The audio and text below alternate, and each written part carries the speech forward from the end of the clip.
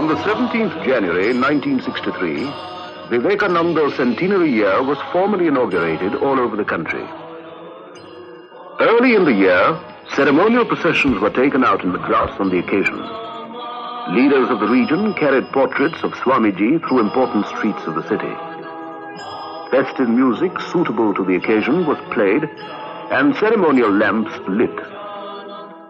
During one of the centenary celebration meetings in Delhi, our Prime Minister said, "Rooted in the past, Swami Vivekananda was yet modern in his approach to life's problems and was a kind of bridge between the past of India and the present."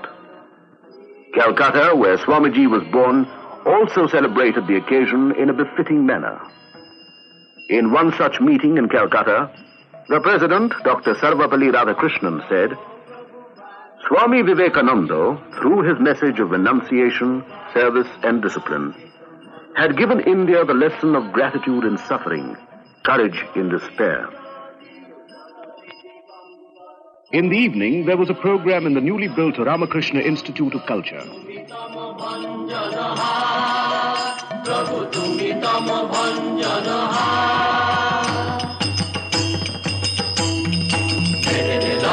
रंग भंग बाजे अंग संग मृदंग रंग रंग भंग बाजे अंग संग मृदंग गाइছে ছন্দ ভগত বৃন্দ আরতি তোমার গাইছে ছন্দ ভগত বৃন্দ আরতি তোমার জয় জয় আরতি তোমার হর হর আরতি তোমার শিব শিব আরতি তোমার বন্দনা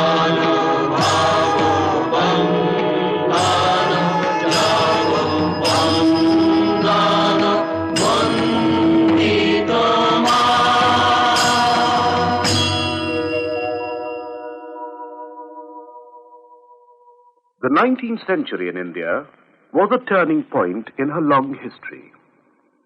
It was a challenge in the inner world of values, even more than in the outer. It was a period of clash and confusion, when the fate of the nation hung in the balance.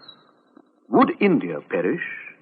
Among the many figures that rose to meet that challenge and set the balance right, none was more vehement, none more effective than Swami Vivekananda, the greatest of them all, the spirit with the widest wings. A grateful nation gave its full and frank verdict of veneration for the saint and the savior. So also the West. For though India was the apparent theme of all or most of his labor, Vivekananda's vision easily overflew all narrow national and sectarian boundaries. A truly universal man, his vision applies equally well to the human situation. And if the crisis of civilization through which we are passing has to end, this may be the only way out, the way of the spirit and the way of harmony. It is only natural to wish to know something of this noble and remarkable career, profound and paradoxical, modern and ageless, of a rishi and a revolutionary. One's soul's ambition lifted up the race. He drew energies that transmute an age. He made great dreams a mold for coming things, and cast his deeds like bronze to front the years. This is Pamban, South India, where Swami Vivekananda set foot on the Indian soil after his triumphant tour of the West.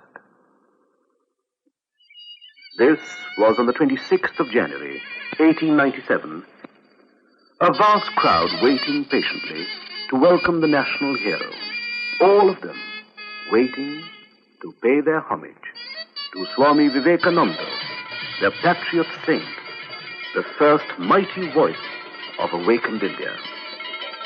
Among them was the Raja of Ramnad, Bhaskar Setupati, with his stagecoach, ready to receive the royal ascetic. It was a hero's welcome indeed. It was indeed a memorable occasion, the Raja himself leading the throng. Here he comes, defender of the faith, darling child of India, India awakened.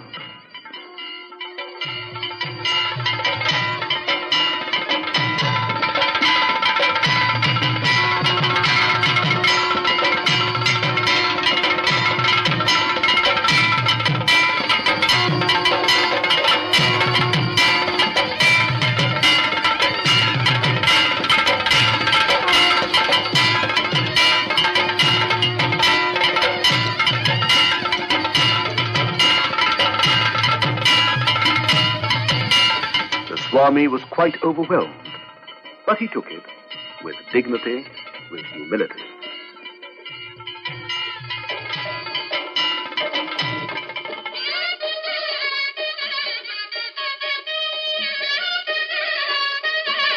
At night, there was a torchlight procession, and then fireworks.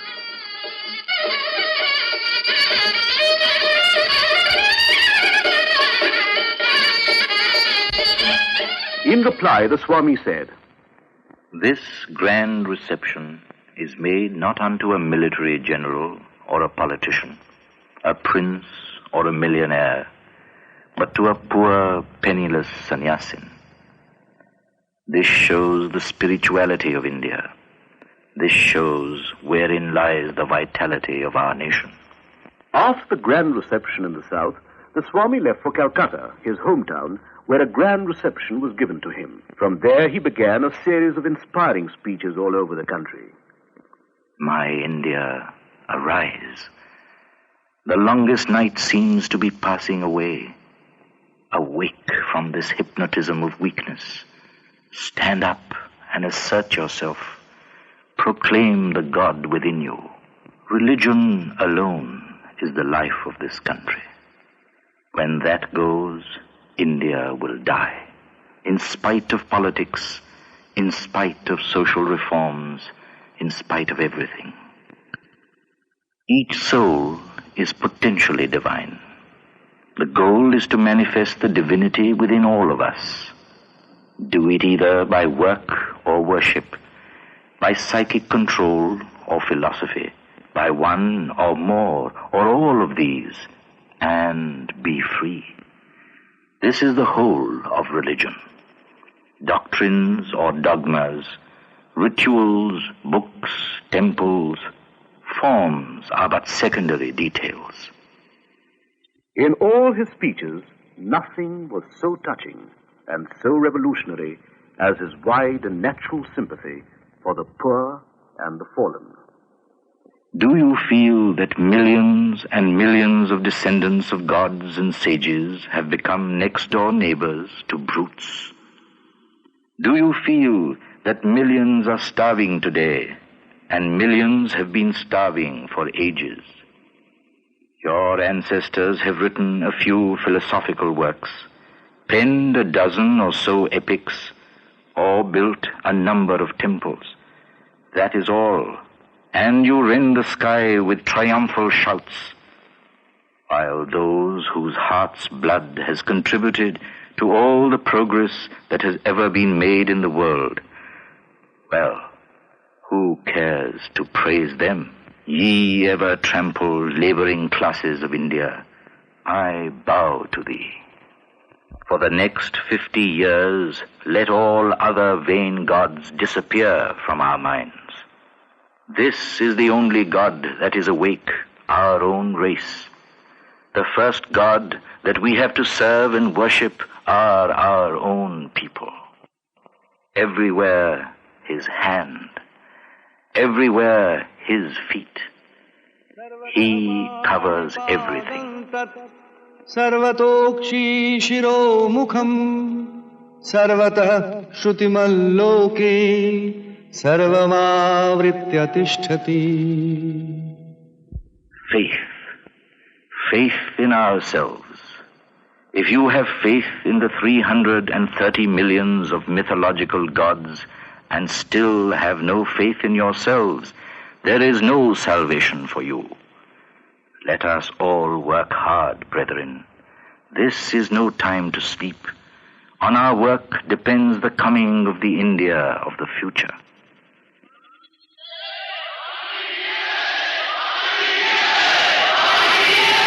Where and how did this remarkable life begin?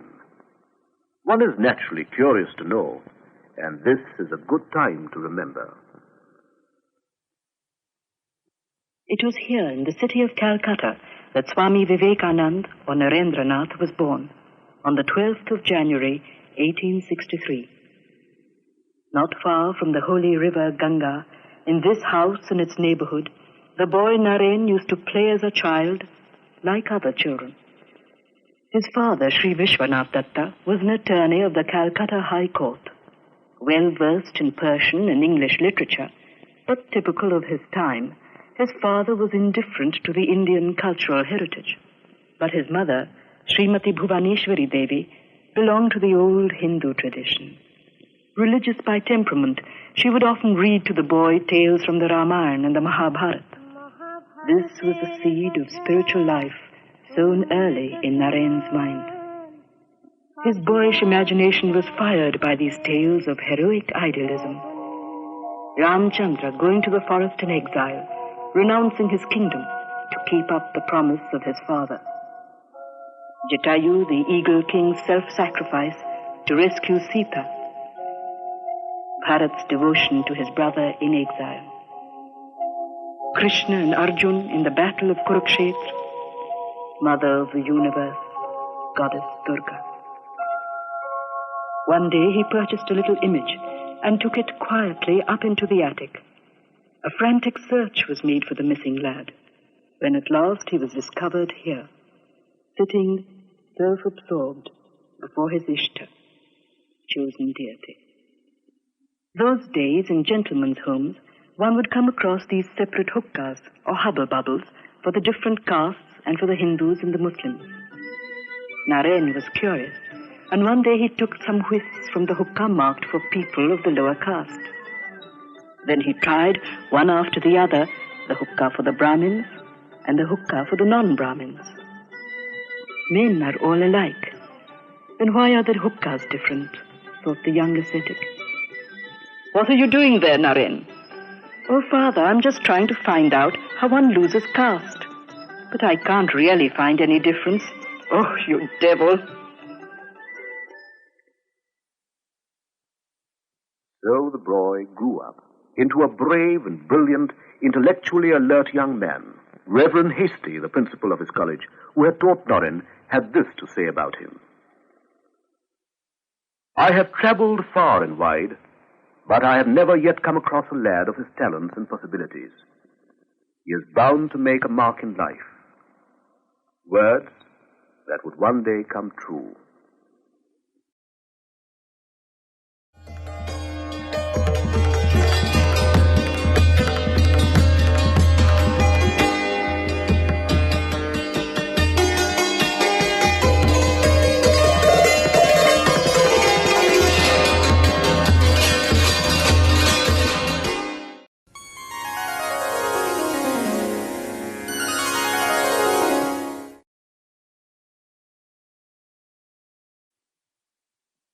In his student life, he came in contact with the Western intellectual tradition through the works of Kant, Hegel, Hume, and Herbert Spencer, to whom he had once written a letter.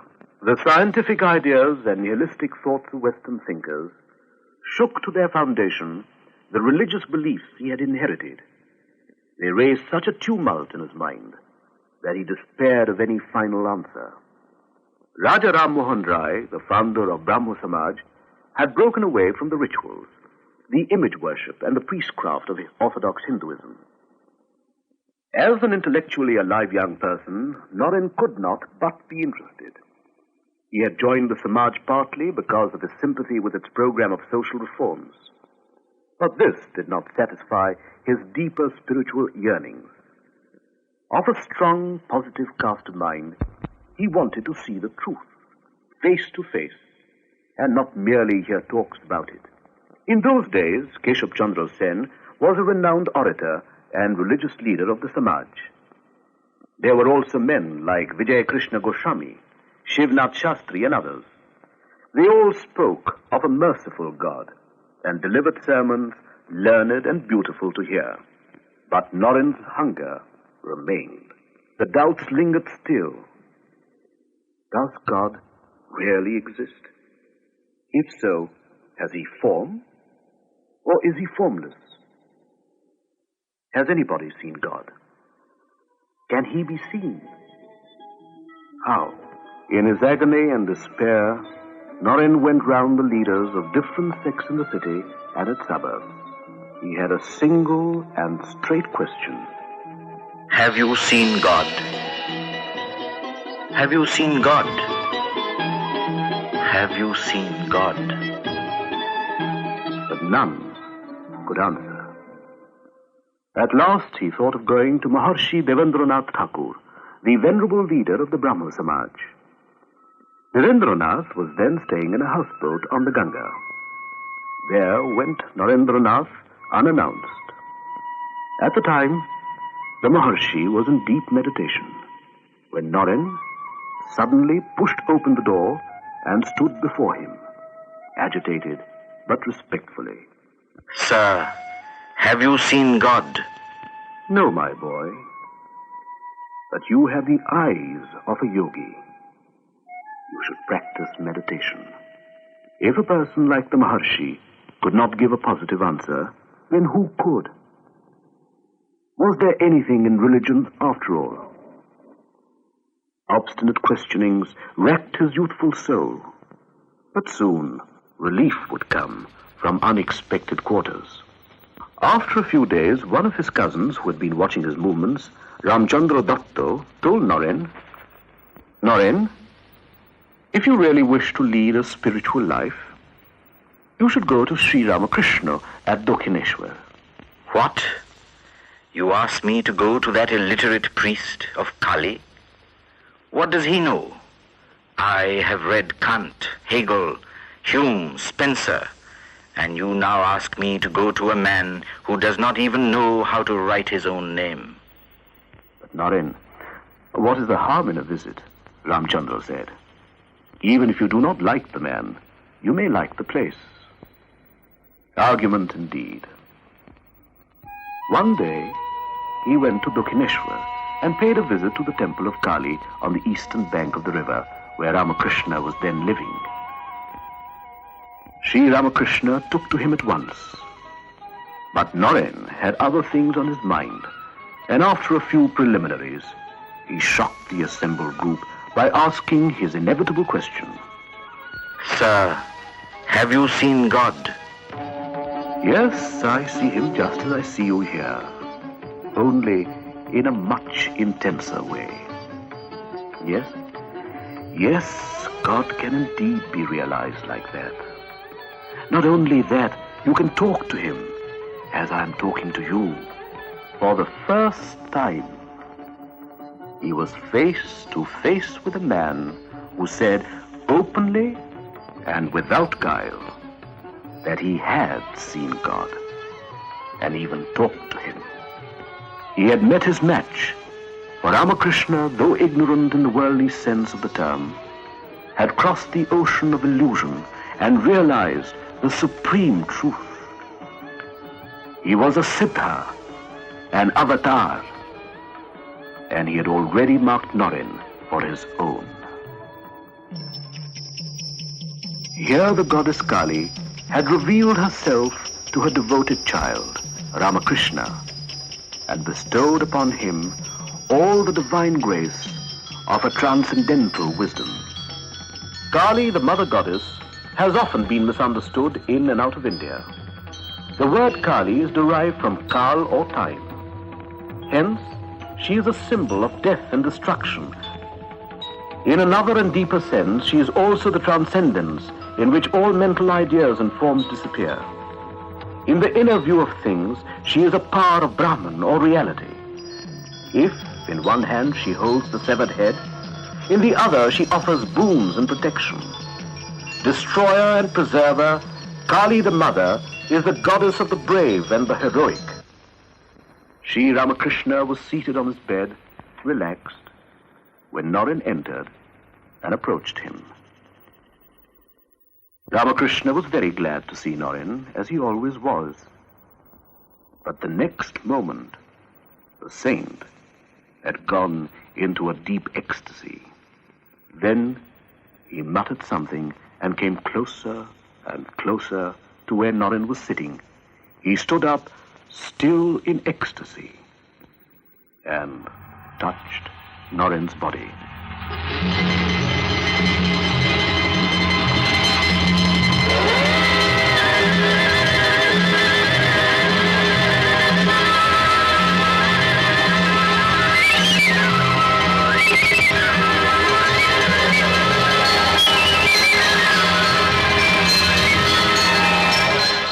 What are you doing to me? I have my parents at home. All right, all right. Let's rest now. Everything will come in time. And for a while, all was as before. But really, it would never be the same again. The incident, first of a series, amazed Naren. Thereafter, he could not help thinking more and more of Sri Ramakrishna. But he would not give in so easily. A part of his being still questioned, could this be hypnotism? He wondered. It was something that he could not explain. Anyway, Naren continued to visit Dakshineshwar. At times, he openly ridiculed Ramakrishna, which hurt and shocked the simple devotees. But for all that, he could not deny or resist the unbounded love and childlike simplicity of the saint. It was at this time that Naren, then barely 21, was faced with unexpected difficulties. His father passed away. A large-hearted man, Sri Vishwanath Datta, had lived beyond his means and left no savings. Here he is, without rest, without security, on the Maidan in Calcutta. There was nothing he had not tried and failed.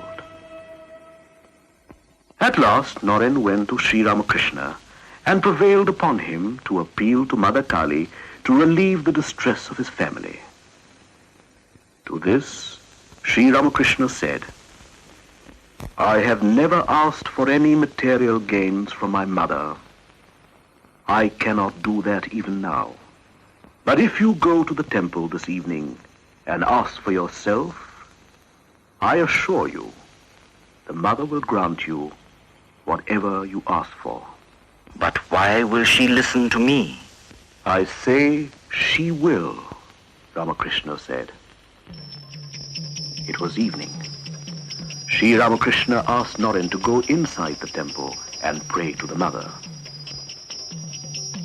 He went accordingly.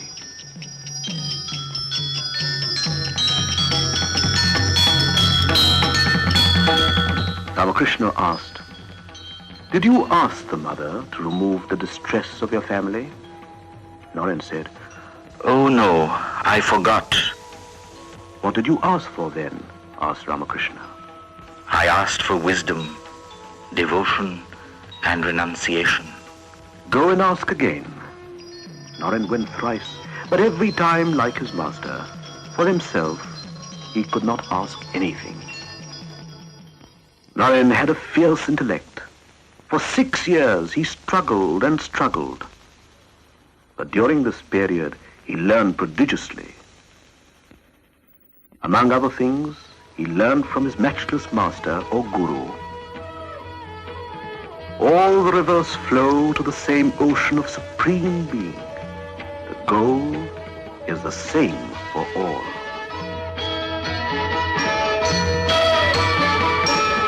He learned that the one who is Hori to the Hindus is Allah to the Muslims.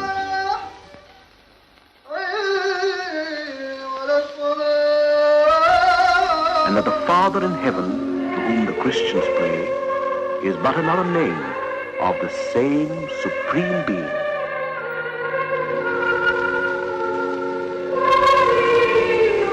पिण्वन्तु विश्वे अमृतस्य पुत्रा आये धामानि दिव्यानि तस्तु वेदाहमेतं पुरुषं महान्तम् आदित्यवर्णं तमसः परस्तात् तमेव विदित्वाति मृत्युमेति नन्नः पन्था विद्यते हयनाय.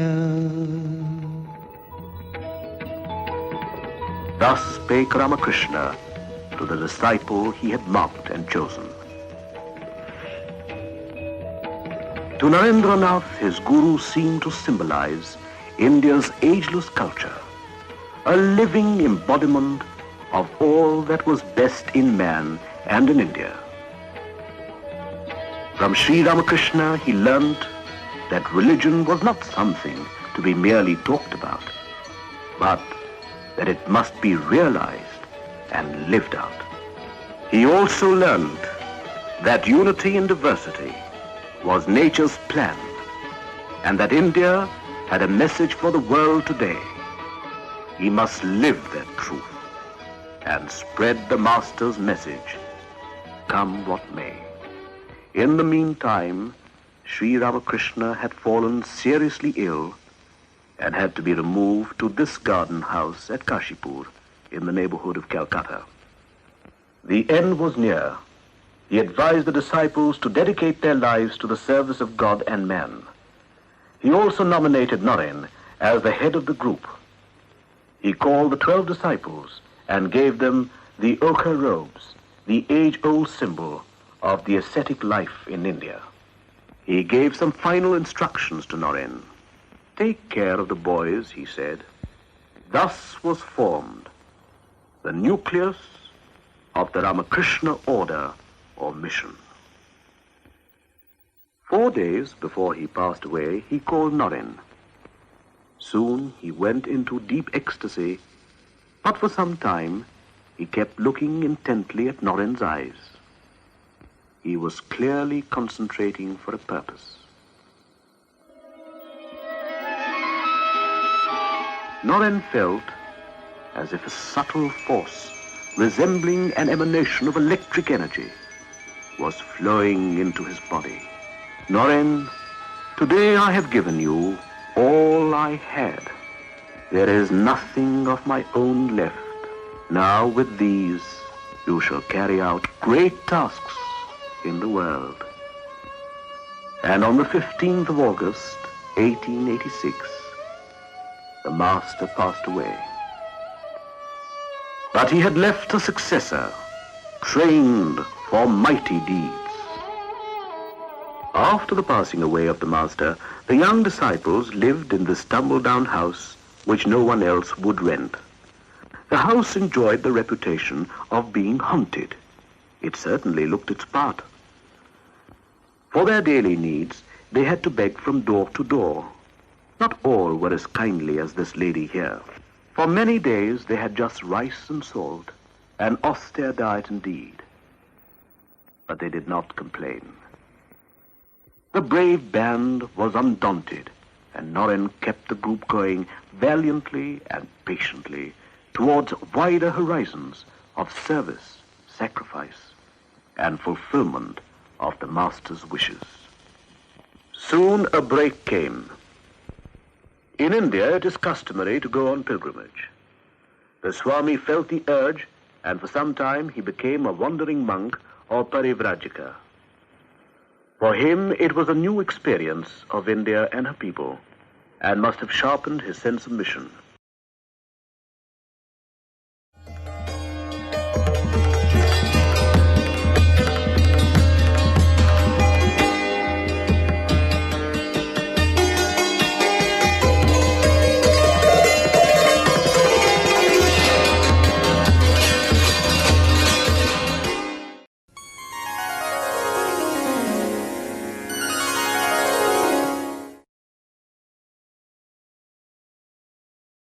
In 1881, he left Calcutta. He first went to Benares or Varanasi, the heart of religious Hindustan. Holy its air, holy the very dust of the city of Shiva. In the temple of Vishwanath, he glimpsed eternal India, ageless, the same forever. They come from all over the country, speaking different languages, following different customs. Here, the Swami could feel the source of Indian unity, the unity of culture and religion, her wide toleration and deep understanding of the ways of the spirit. Sometimes in the evening, the young Swami would sit here on the river ghat.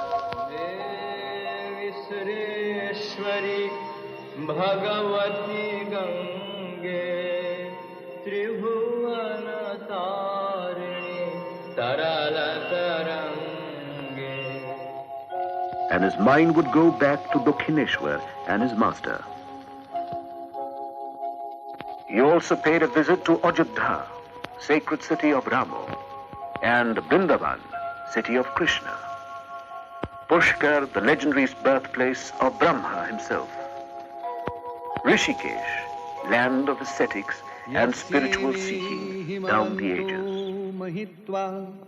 Yasya samudram rasaya sahahu, yasya mahapradisho yasya bahu, kashmai devaya havisha vidhema. He saw the exquisite paintings of Ajanta, the rock-cut temples and sculpture of Ellora,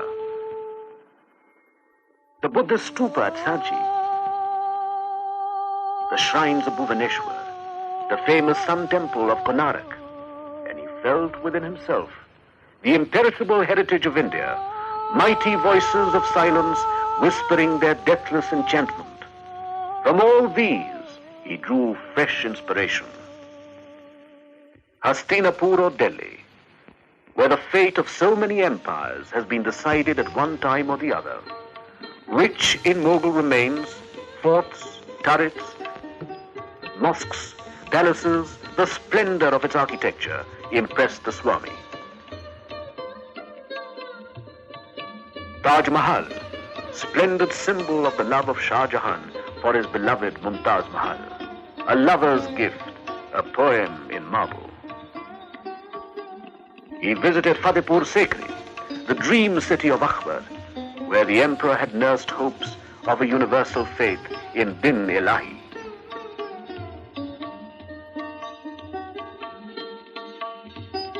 Rajasthan, the land of chivalry and heroism. Its capital, Jaipur, is the first planned city of India. In this city, Swamiji stayed for months to take lessons in Panini from the Pandit of the royal court. The fort at Amer, a landmark in medieval history. Chittor, forever associated with Rana Pratap's defense of the motherland, with the fatal beauty of Padmini and her fire ordeal, and the matchless devotion of Mirabai, the Saint Queen of India. Famed lake city of Udaipur, proud relic of resistance and martyrdom of the Rajputs and their sense of beauty and bravery. A splendid past indeed. But India today was more like a ruin. Today she lived in miserable huts and holes, in city slums. The glories of the past meant nothing to these people. They were at best memory's mockery, a consolation prize for cards and do-nothings.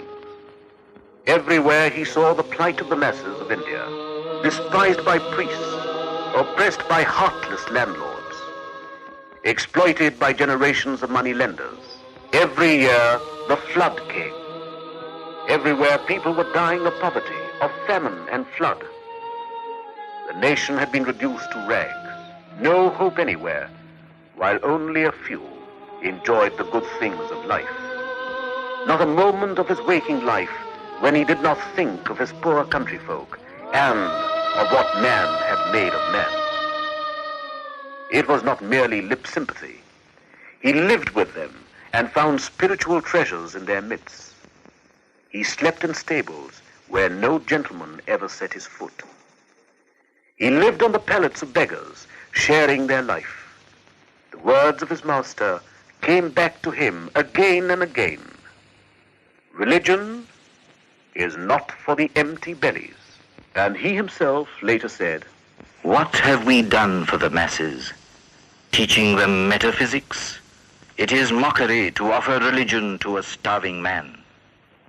With this picture of the oppressed masses burning in his heart, the Swami came across the rulers of the Indian states, the native princes. In the course of his travels, he met the Raja Ajit Singh of Khetri, the Maharaja Mangal Singh of Alwar, the Maharaja Chamarajendra Vadiyar of Mysore, and the Raja Bhaskar Setupati of Ramnad, and many others.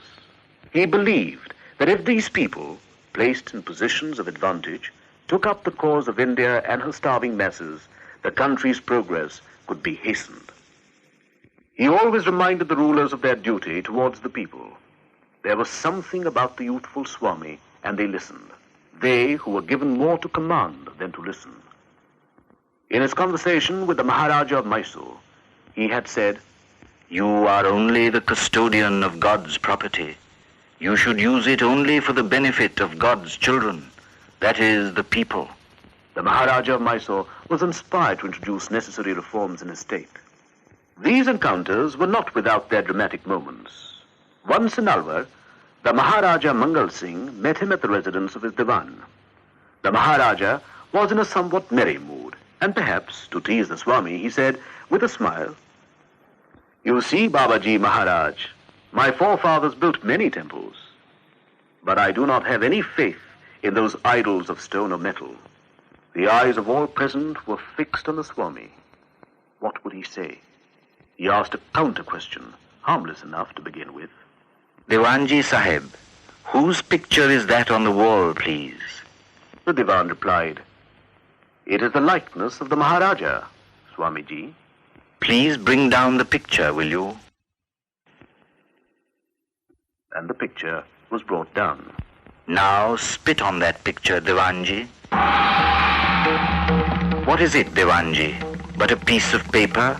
Why can't you spit upon it? I say, spit. Spit upon it. Any one of you may spit upon it. What are you asking me, Swamiji? It is the likeness of our Maharaja. Don't you know that? But surely the Maharaja is not bodily present in the picture. It does not contain his flesh, blood, and bone. It is, after all, an idol or an image. Yet you respect it as if it is your Maharaja himself. Isn't that so, Diwanji? Yes. Yes, Swamiji. That is so. See, Your Highness, though the picture is not you in one sense, in another sense, it is you. They all look upon this picture with as much respect as they would upon your person. So, when men worship the image of God in stone or metal, they do not say or think, O stone, I worship thee. O metal, be merciful. They worship the divinity inherent or represented in these forms. The Maharaja admitted, Swamiji, you have opened my eyes. Forgive me that I ever spoke to you like that. Forgive me. Such was the Swami's unconventional method of bringing a great truth home. But the Swami never stayed at one place for long. No Parivrajika ever does. He traveled through deserts, forests, and mountains, and vast fields. He learned a thing or two as he went along. This is Khetri House in Jaipur, where a little dancing girl taught him a lesson in humility and understanding. In his honor, the Maharaja of Khetri had arranged a song and dance recital. The gathering, including the Maharaja, was waiting for the Swami. One of the courtiers had been sent to bring him. As the officer conveyed the invitation, the Swami said, It is quite unbecoming for a sannyasi to attend the performance of a dancing girl.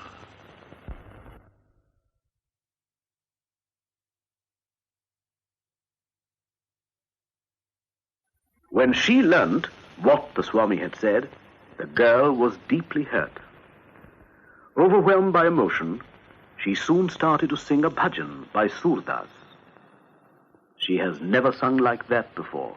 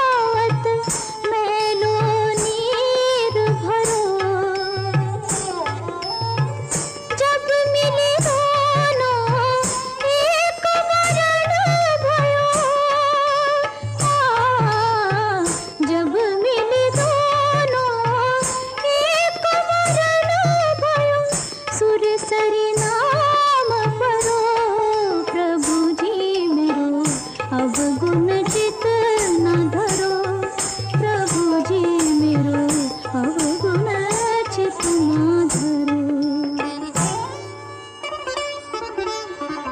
एक माया एक ब्रह्म कहावत सूरदास झगड़ो अज्ञानी से भेद हुए अज्ञानी से भेद हुए ज्ञानी काहे भेद करो प्रभु जी मेरो अवगुण चित न धरो प्रभु जी मेरो अवगुण चित न धरो. As the song ended, she looked up and bowed down before the presence which her song evoked. Swami's reserve was broken. He spoke to the girl with humility and admiration. Mother, I beg you to forgive me. You have opened my eyes.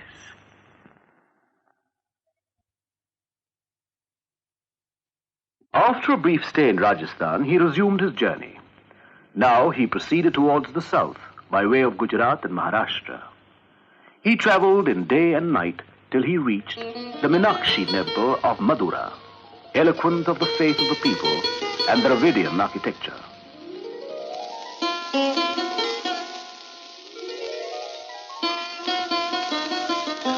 And further beyond to famed Kanyakumari, the Virgin Goddess and her temple.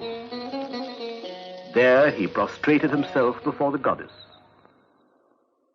After a time he came out to the sea beach, where the waves tossed and tumbled. But a greater tempest was going on in his mind. He looked at the rock, the last jutting point yonder into the sea, and swiftly swam across the waters, and soon reached the rock that now bears his name, Vivekananda Rock. There the panorama of Indian life and history flashed through his mind, a record of glory and shame, of past splendor and present wretchedness. The whole of India passes before his eyes. India right from the ideal kingdom of Rama, Sri Krishna at Kurukshetra, the penance of Buddha, Emperor Ashoka, the ancient University of Nalanda, Shankaracharya, Guru Nanak, Chaitanya Mahaprabhu, and then the foreign invaders, the Huns, the Mongols,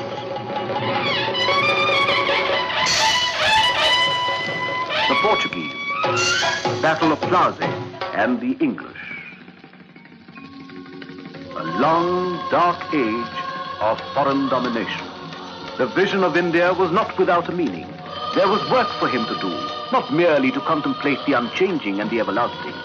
The present called him urgently. It was not religion that had been the cause of the country's downfall. Indeed, true religion was nowhere being followed.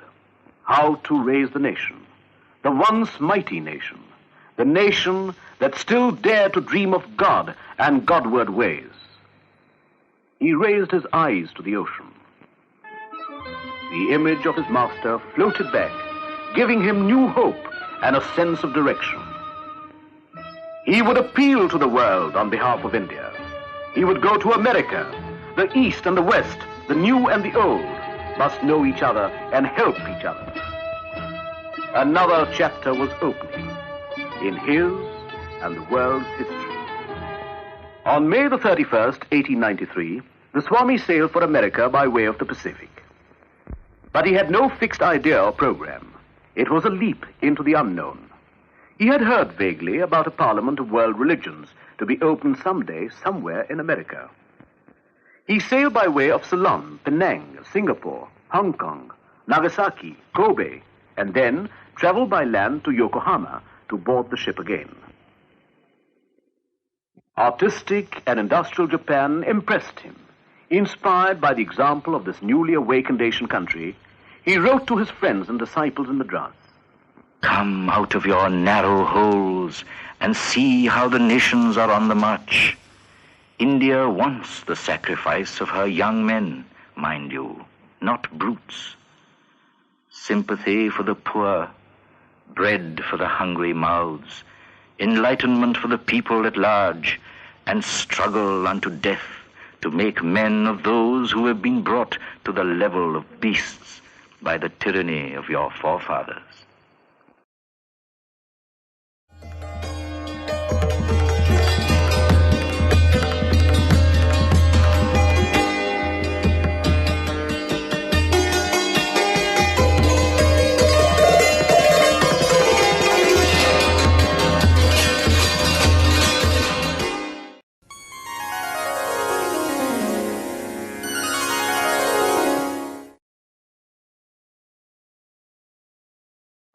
He reached America, the land of hope and liberty, and the venue of the Parliament of Religions in Chicago.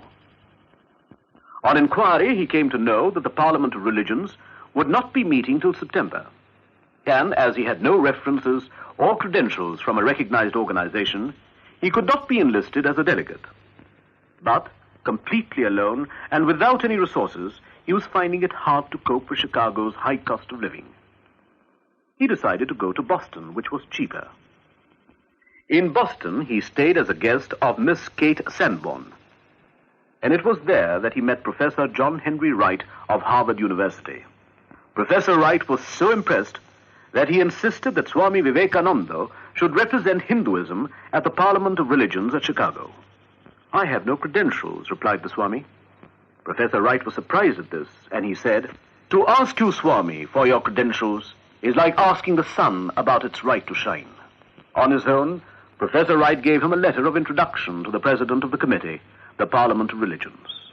In that letter he wrote, "He is more learned than all our learned professors put together." Vivekananda reached Chicago from Boston late in the evening. His troubles were not yet over. On the way, he had lost the address of the office of the committee for the Parliament of Religions, and he had no money. Unable to find any other way of passing the night, he stayed like this, in a boxcar in the railroad freight yard. He walked along Chicago's fashionable Lake Shore Drive. Hungry and weary, he knocked at several doors, but these would not open. Completely worn out, he at last sits down on the sidewalk, not knowing which way to turn. And then, suddenly his luck turned. From a window on the other side of the road, a lady saw him. "Excuse me, are you a delegate to the Parliament of Religion?" The good lady was Mrs. George W. Hale. She looked after his needs and later took him to the office of the Parliament of Religions. The Parliament of Religions opened on September the 11th, 1893. On the opening day, the Hall of Columbus was packed to the full. On the dais sat some of the best-known representatives of world faiths. Practiced orators, they all spoke eloquently about their own faith. At first, Vivekananda felt a little nervous.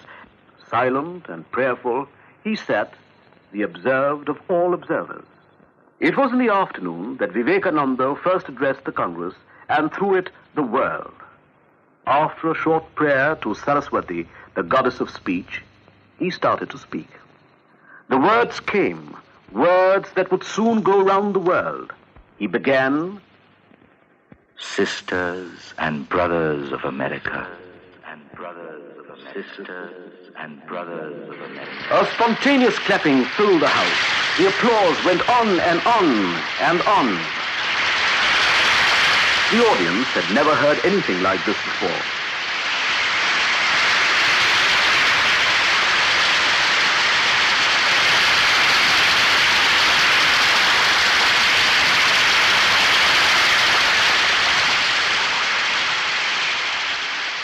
Sisters and brothers of America, I thank you in the name of the most ancient order of monks of the world. I thank you in the name of the mother of all religions. I thank you in the name of millions and millions of Hindu people of all classes and sects. I am proud to belong to a religion which has taught the world both tolerance and universal acceptance. We believe not only in universal toleration, but we accept all religions as true. Here are a few lines which are repeated every day by millions in my country.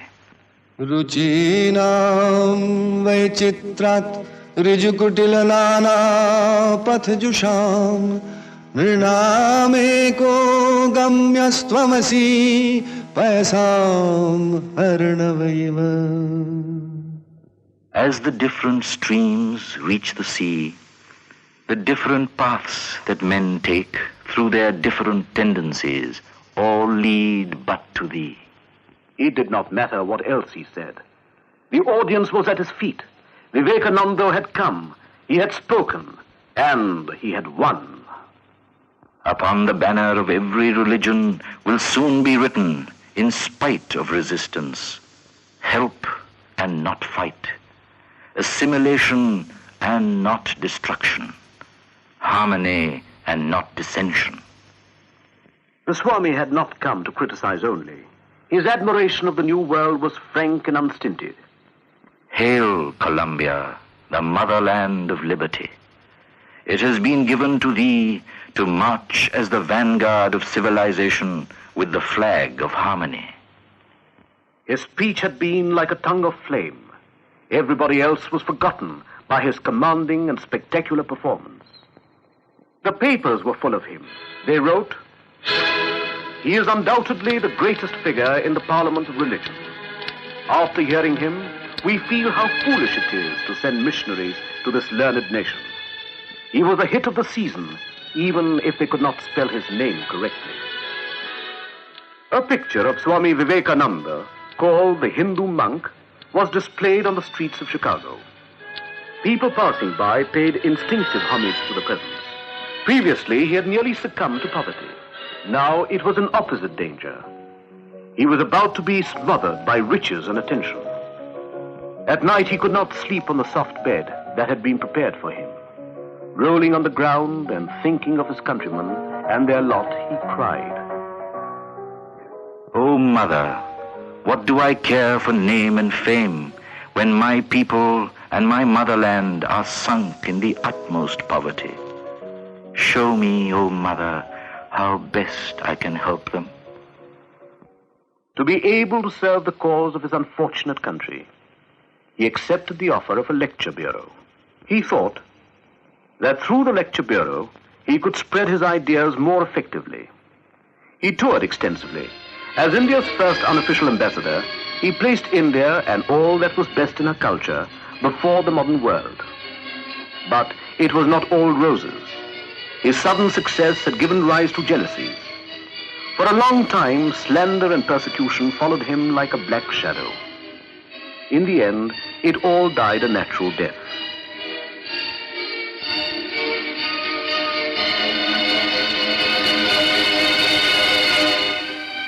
He toured with the lecture bureau for 6 to 8 months in different places and delivered a series of inspiring speeches.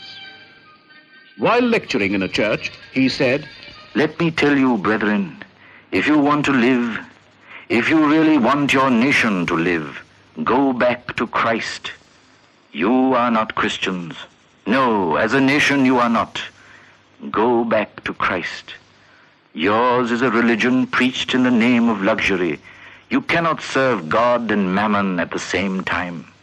Better be ready to live in rags with Christ than to live in palaces without him.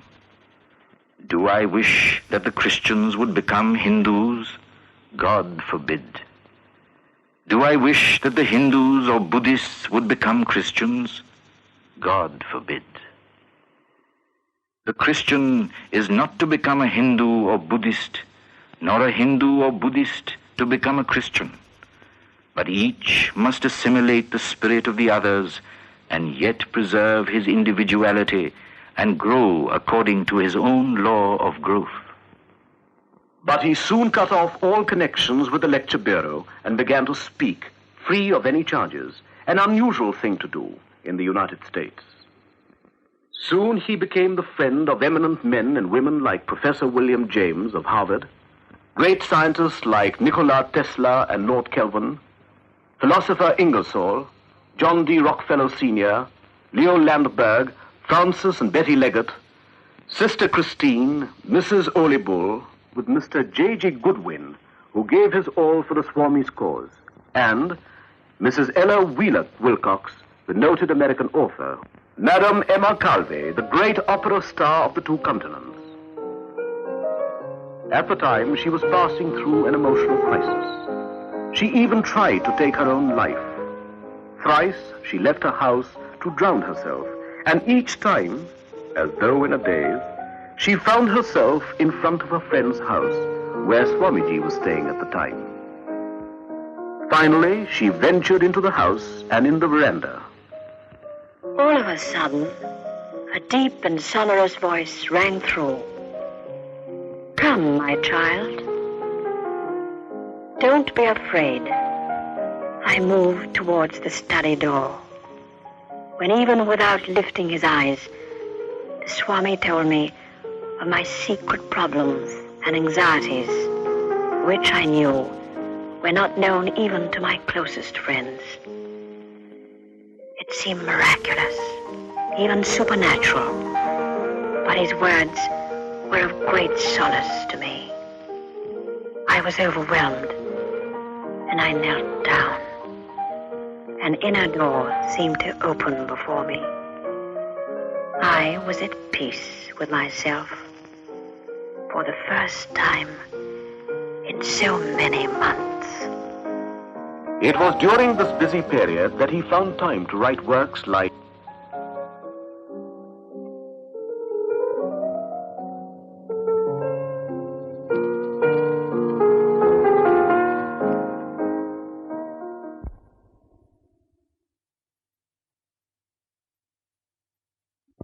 This is the summer cottage in the Thousand Islands Park on the river St. Lawrence. Here, with 12 American disciples, the Swami passed 7 memorable weeks. To this intimate group, he revealed brilliant flashes of illumination and the most profound wisdom. These were later published as inspired talks. Never was a title more justified. After he had stabilized his work in America, he turned to Europe briefly. This is London, 1895, where the Swami spent some time meeting and talking to people and giving them a better idea of Vedanta. His greatest acquisition in England was without doubt Miss Margaret Noble, a name that will always be remembered with gratitude while India lasts. England also gave him Mr. and Mrs. Sevier. The couple donated all their life savings to the cause and made India their second home. After 4 years of travel and ministry to different countries of the West, Swami Vivekananda was returning home with some of his disciples. Yes, the tour had been a success, a triumph. He had hoped to find his militia ready for his word of command. But never did he expect that the whole nation, the people of India, would rise to a man and give him a welcome, the like of which has never been seen before or after. The brilliant speeches which he gave all over the country spelt hope and courage. Men everywhere heard these as in a dream. Awake, arise, and stop not till the goal is reached. So long as millions live in hunger and ignorance, I hold every man a traitor, who, having been educated at their expense, does nothing for them. Let the new India arise out of the peasants grasping the plough, out of the huts of fishermen, the cobbler, the sweeper. Let her spring from the factory, from hills and mountains. They have suffered eternal misery, which has given them unflinching vitality. Give them only half a piece of bread, and the whole world will not be big enough to hold their energy. Such was Swami Vivekananda's burning faith in the people, in the future of India. But the Swami was exerting himself too much. The sands were running out. did he have a prevision of his coming end. On May the 1st, 1897, he called a meeting of the monastic order and the lay devotees of Sri Ramakrishna. Speaking of his master, Sri Ramakrishna, Swami Vivekananda said, "My teacher, my master, my hero, my ideal, my God in life. If there has been anything achieved by me, by thought or word or deed, if from my lips has ever fallen one word that has helped anyone in the world, I lay no claim to it. It was all his. All that has been life-giving, strengthening, pure and holy has been his inspiration, his words, and he himself." Out of his plans and discussions came the Ramakrishna Mission Association, a mighty body of men and ideas. It all led to the Belur Math or monastery. It held, among other things, the following ideas or ideals: to train people so that they could teach others and lead to the material and spiritual welfare of the masses, to promote and encourage the arts and industries, to spread among the people Vedantic and other ideas as exemplified in the life and teachings of Sri Ramakrishna. Vivekananda's vision of utilizing religion for the welfare of the common man was gradually taking shape. The Swami found no inherent conflict between, say, science and religion, or between religion and the practical arts, or between religion and industry. He sent Swami Ramakrishnananda to organize the center in Madras and others elsewhere. In a short time, a number of missions were established all over the country, all doing good, substantial work.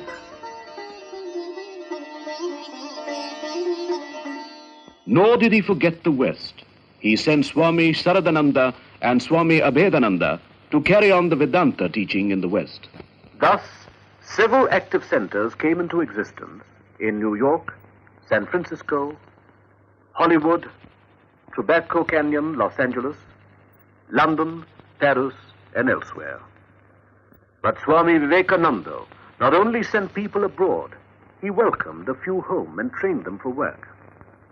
The most outstanding of these was Miss Margaret Noble from England, the first Western woman to be received into an Indian monastic order. The Swami gave her a new name, Nivedita, or the dedicated one. Never was a name more justified. She soon started a school for girls.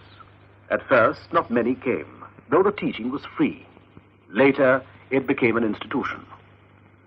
This is how the school looks today, one of the best and a fitting memorial to Sister Nivedita's work for Indian children. But the Swami's health was causing anxiety. The strain had begun to tell. His Western disciples suggested a trip to America. He went, but there was no rest in his vocabulary. His health did not improve, and he returned to India unannounced. In spite of his shattered health and living under serious restrictions, he had little or no rest. Visitors from all over India and abroad came to see him constantly. One of these was Mahatma, or Mr. Gandhi from South Africa. Unfortunately, the Swami was then not at Belur, and the two could not meet. What a loss, my countrymen. Once Pandit Sakharam Ganesh Deuskar, well-known editor of Hitavadi, came to see him with a few friends. Coming to know that one of them was from the Punjab, the Swami started to speak about the food situation there, which was then acute. It was a short interview. At the time of leaving, one of the gentlemen expressed a regret. "Sir, we have come with great expectations to hear some religious talks from you. Unfortunately, our conversation was taken up with commonplace matters." At this, the Swami turned grave and said, "Is the concern over my people a commonplace matter? Sir, so long as even a dog in my country remains without food, to feed and take care of him is my highest duty. Anything else I consider as non-religion or false religion." Swami Vivekananda thought not only about the men of India, but he had given deep and anxious thoughts to the problems of Indian women. A bird cannot fly with only one wing, he used to say. He looked upon Sharada Devi, the consort of Sri Ramakrishna, as the ideal of Indian womanhood. He dreamt of a convent to be run on the lines of the monastery at Belur. He did not live to see the dream come true, but now the convent, Sharada Mat, is a reality. But Swami Vivekananda's thoughts were confined not to India alone. It included the whole world and the civilization. I belong to India just as much as I belong to the world. I love India. But every day my sight grows clearer.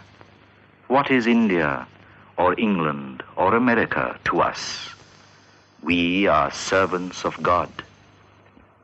The East and the West may make their full contribution to the perfection of humanity, and the last civilization of the world may be a civilization not of struggle and warfare, but of peace and charity and harmonious cooperation to a great end.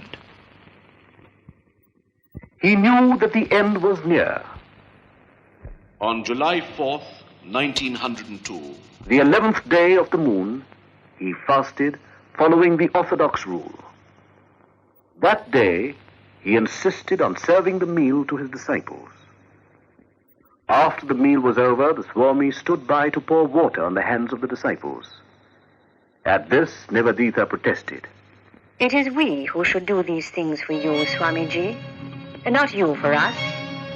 But Jesus washed the feet of his disciples. It was the last time. The words rose to Nivedita's lips, but remained unuttered. Was this the last time too? At 7 o'clock in the evening, the bell rang for worship in the chapel. But the Swami went into his room, where he spent some time in solitary meditation. Then he went into deep samadhi and cast off the body like a worn-out gun. Swami Vivekananda had passed away, or, as we say, he had given up the body. Gloom and desolation fell upon the monastery.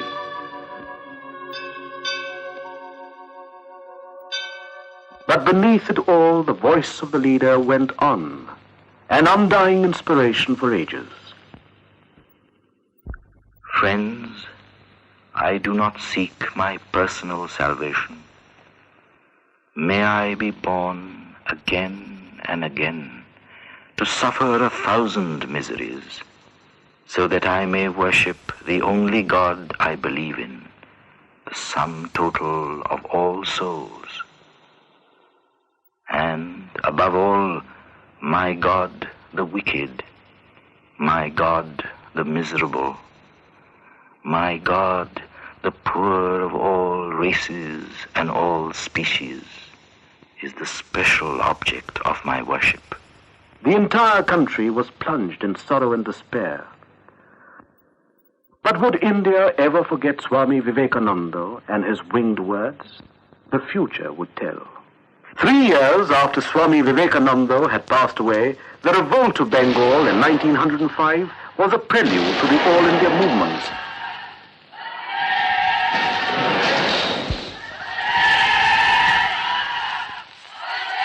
All the while, the life and works of Swami Vivekananda has continued to inspire the people.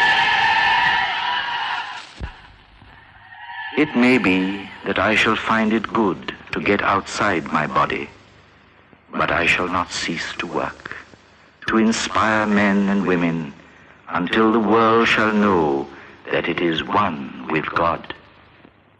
Much has been done, though much more remains unfulfilled. We perceive his influence still working gigantically. We know not well how, we know not well where, and we say, behold, Vivekananda still lives in the soul of his mother, in the souls of her children. Across the ages sounds his call, the call of India and of the world's unborn soul.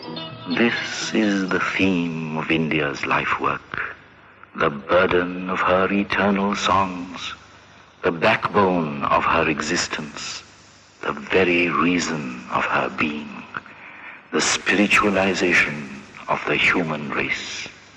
उत्तिष्ठत जाग्रत प्राप्य वरान निबोधत क्षूरस्य धारा निशिता दुरत्तया दुर्गम पथस्तत् कवयो वदन्ति.